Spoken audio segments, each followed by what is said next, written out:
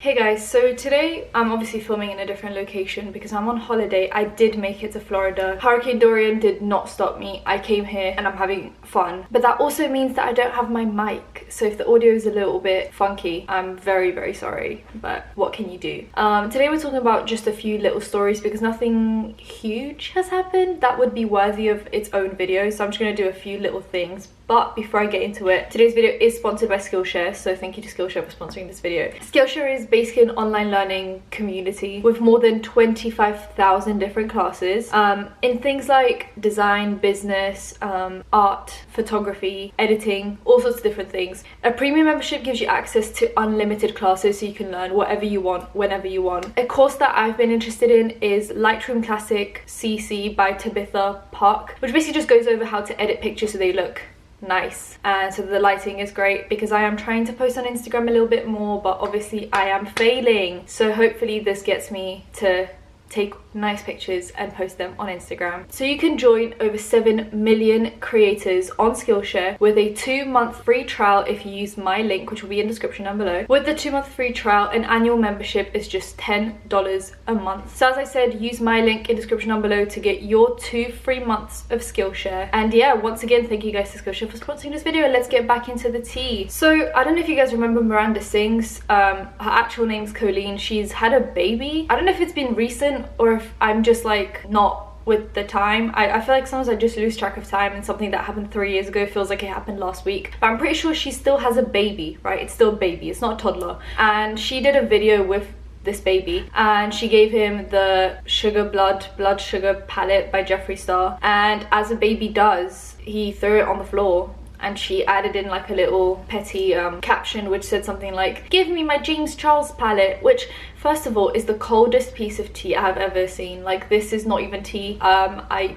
genuinely could not care less, but I thought it was pretty funny to start this video off, I guess. Also, I don't know anyone that would pick a James Charles palette over a Geoffrey Star palette, and that is coming from someone that has an objective point of view, aka I've been blocked by both of them, so I'm not on anyone's payroll is basically what I'm saying. And essentially I don't think anyone would pick a James Charles palette over a Geoffrey Star palette, but that is just me. Let's move on. James Charles, as you guys know, has released his Morphe palette a while back. It's the James Charles X Morphe palette. It has a lot of shades and whatnot. It looks great, just doesn't perform great, which is a shame, but I'm not surprised considering it's coming from Morphe. Like, they're not exactly the most high-end brand known for quality. But Wet n Wild recently announced that they will be releasing a palette, and they posted a picture of it and it looks exactly the same as the James Charles palette, which is great. Some people criticized them and said that that's just straight up copying, and it's not a dupe. A dupe is supposed to be, you know, similar shades in a different order, a little bit different, change the packaging a bit, you know, make it cheaper. But this is basically just the same palette with a different price tag and slightly different formula. I don't know how I feel about it. I mean, essentially I don't really like James Charles, so I'm like, I don't feel bad, but at the same time, like, is this right for a company to do? I don't know. But they posted it. James Charles tweeted out saying something like, "Oh, this is oddly familiar," or something along those lines, and they replied saying, "Yeah, well, the price tag won't be similar," which is, I think, just verging on the line between petty and unprofessional, so I gave him a pass on that one. But then they started liking shady tweets about James Charles, and they started like replying to James Charles fans with a load of attitude, and at that point I'm like, are you 5? You're supposed to be this big worldwide known company and you're liking tweets shading James Charles? Like, really, grow up. Whoever was responsible for that needs to move to a different department. I don't want them to get fired, I'm just saying move to a different department, because social media just isn't your thing, hun. It's okay, it's fine, we're not all made for it. But that was not even unprofessional, just slightly pathetic. And I do understand that this was like, this marketing technique has been used by like Wendy's before, where they would shade other fast food chains. But that's different because that's a company shading another company and that company engaging in that shading, so it's just like a back and forth between companies. James Charles isn't a company. James Charles is a person that collaborated with a company, so for them to start liking tweets about this random person, this like just individual, is very shady and very unprofessional. That's basically all I'm saying. Next, James Charles did yet another interview, and guess what it was about? The drama community. You know, the community that he hates oh so much but can't stop talking about. Yeah, he did an interview with Nikita Dragon and and Joey Graceffa, and basically the title is just like James Charles on the drama community. It's like, what's new? He did that table talk interview where he also talked about drama and basically just said delete all drama channels, don't give them money, we hate them. Then continues to tweet about them, continues to post about them, continues to talk about them. You hate us oh so much, stop talking about us. I don't know, but I know there's going to be some James Charles fans in the comment section, so before you say anything, I'm going to respond to you right now here on camera and say that my job is to talk about drama, and my job is to talk about people that I may not like sometimes, but I get paid to do that, so that is my job. James Charles's job is to steal looks from other people and do makeup. His job is not to talk about drama, so the fact that he hates drama so much but mentions them in every single interview he does is actually quite pathetic in my opinion. So there's the difference. I'm not being a hypocrite. It is my job to talk about him, it is not his job to talk about me. Let's move on. James Charles also went to New York Fashion Week. Guess who else went to New York Fashion Week? Emma Chamberlain. Guess also went to New York Fashion Week? Nikita Dragon. Why are all these very actually no, let's take Emma Chamberlain out of this. I like the way she dresses regardless of what people say. Her outfits might be a bit basic sometimes, but it's better to look basic than to look trash. Nikita Dragon and James Charles are some of the most unfashionable people I've ever seen, and I don't know why they go to New York Fashion Week. Actually, scrap that, I do know followers. Other than that, New York Fashion Week is not a place for James Charles with his Pretty Little Thing looking outfits and sister merch on the VMA red carpet. I'm not here for it, I'm sorry. With the amount of money he has, he can definitely find a good stylist to put good outfits together, and he just never pulls through. So what's he doing at New York Fashion Week? I don't know, and I would like to know. Anyway, he was at New York Fashion Week and he was on Instagram Live, essentially singing like always, singing badly like always, let me just elaborate. And he asked people who he should hang out with at New York Fashion Week, and someone said Emma Chamberlain is also there, and he said no, not gonna hang out with her.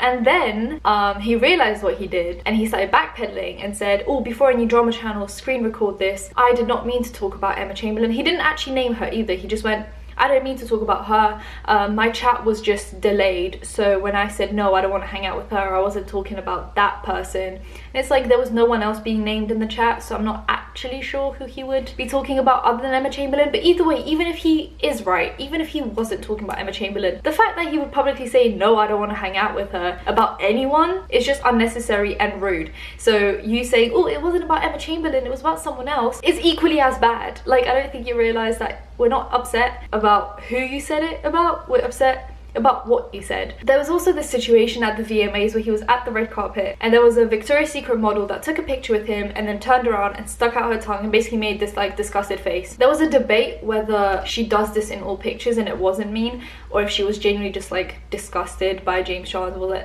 like, oh. I actually felt bad because I think, you know, if you don't like James Charles, don't take a picture with him. But to take a picture with him and then turn around and mock him to your friend is rude regardless of what you think about James Charles. And that opinion was shared by many people on Twitter. Many people thought that, you know, regardless of what you think about James Charles, the fact that she did that as a grown woman, if it's true, is gross. But then for him to go on Instagram Live and pretty much do the same thing to someone else is, I mean, I guess what goes around comes around. I don't feel bad for him anymore. She should have done that because you're just as bad as the Victoria's Secret model, clearly. Go off, I guess. But, you know, as I said, karma is a what goes around comes around. The meaner you are, the meaner people will be to you. Also, just a little update, clearly we haven't confirmed Danielle Cohns age enough because it has just been confirmed that she is in fact 13. Once again, it's been confirmed. Yay. I don't think anyone doubts it anymore. Like, we don't really need any more proof. She's 13, but if you did need proof, it's here.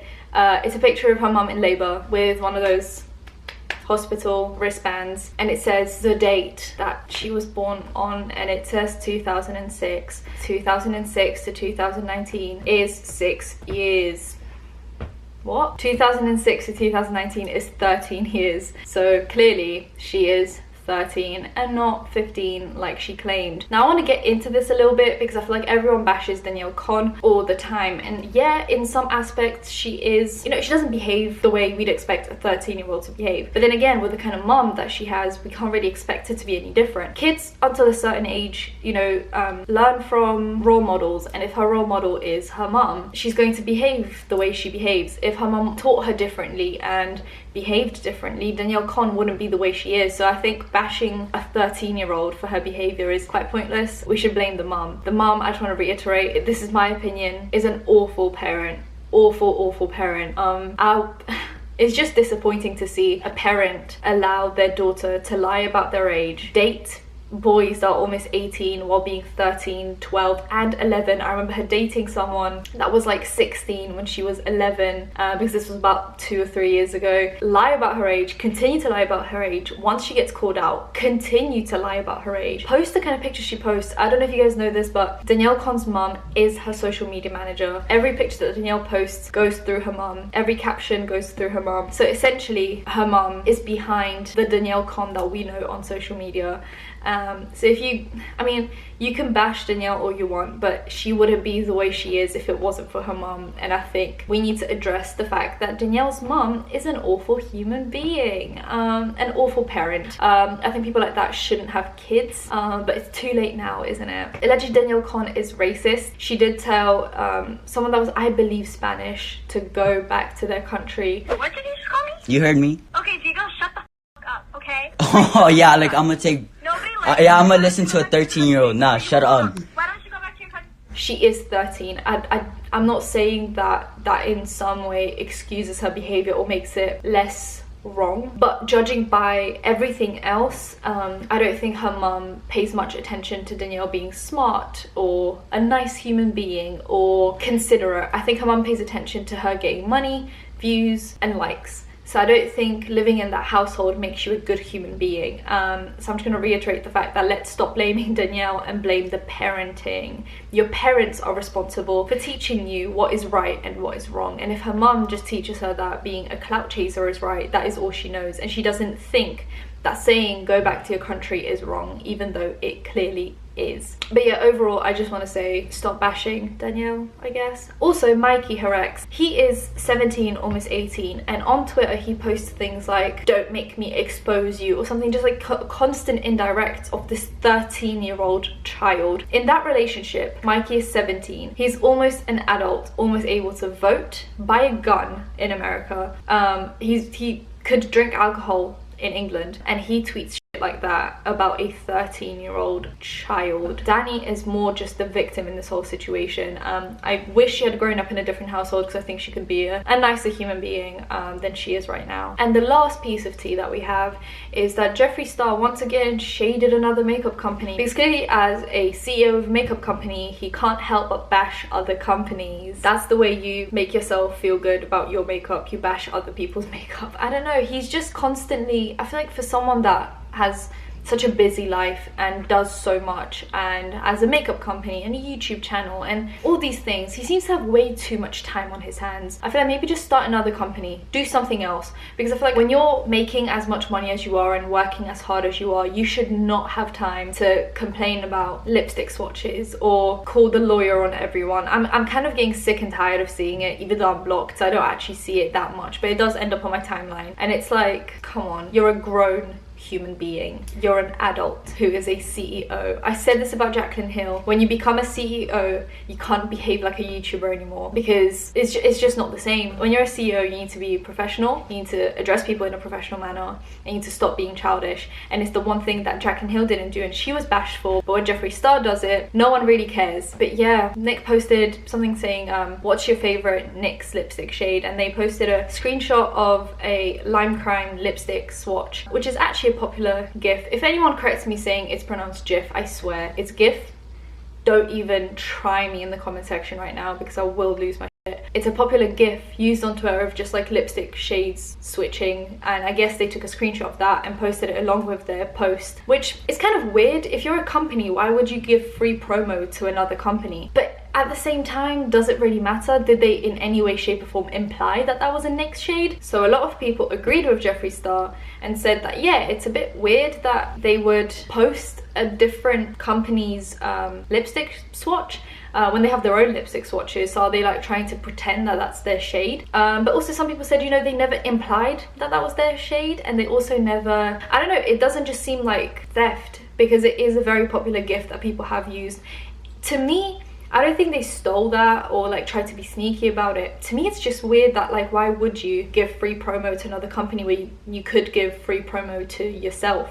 I just find that very weird. It's as if like H&M posted a Zara t-shirt instead of posting their own t-shirt. It's just, why would you give promo to someone else? So in that sense, I'm like, yeah, it's a bit weird, but I don't think that's tea, and I think Geoffrey Star makes a bigger deal out of things than it sometimes is. But yeah, that's kind of where we're gonna end this video. If you enjoyed it, give it a thumbs up, comment down below, you can comment down below, give me your opinions about any of the stories. I want to kind of know what you guys think. Subscribe. I post videos whenever something happens, obviously a lot less now because I am on holiday, but once I'm back, I'll be back to posting multiple videos a week, so turn on notifications so you know when that's happening. Follow me on socials, they'll be in the description down below. Once again, thank you to Skillshare for sponsoring this video, and I'll see you in my next one. Bye guys.